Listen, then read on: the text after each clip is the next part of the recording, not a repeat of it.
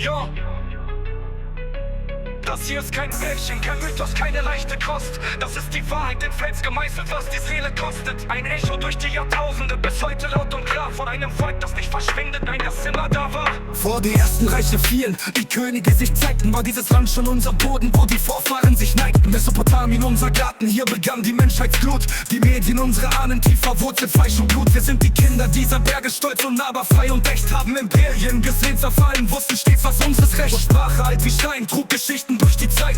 Ein Lied des Überlebens durch die ewige Einsamkeit. Sie nennen uns die Kurden, doch wir sind mehr als nur ein Name. Wir sind die Seele dieses Landes, seine Wut und sein Verlangen. Kampf um Autonomie, ein Echo durch die Jahrtausend. Jedes Reich, das hier herrscht, hat uns nur noch stärker gemacht. Doch dann kam der Verrat, die Feder teilte unser Land. Doch die Flamme brennt weiter in jeder kurdischen Hand. Die Wahrheit tief in uns, lässt uns nie vergessen, nie vergeben. Widerstand ist unser Atemzug, das Einzige, was uns bleibt zum Leben. Ob Perser, Araber oder der Sultan aus Istanbul, jeder wollte uns beherrschen, füllen seinen leeren Pool. Doch wir sind Kinder dieser Freiheit, geboren auf Berggestein.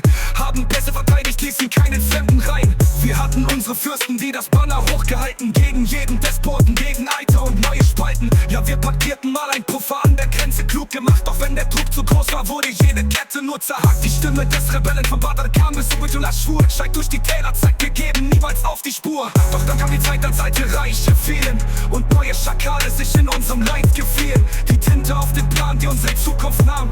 Ein Strich der Brüder trennte, wo die Welt uns nicht verstand. Kein eigener Staat, nur Parzellen, aufgeteilt und fremdgesteuert. Ein Dolchstoß in die Brust, die unsere Hoffnung teuerte.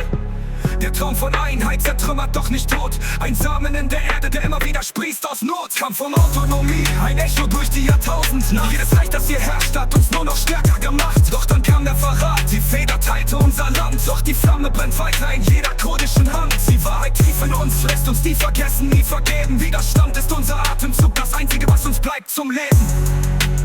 Sie können Mauern bauen, Grenzen ziehen, uns in 4 Teile spalten. Doch die Wahrheit lebt in unseren Herzen seit Anbeginn der Zeiten. Hörst du den Ruf? Er ist real, er ist die Wahrheit. Kurdistan.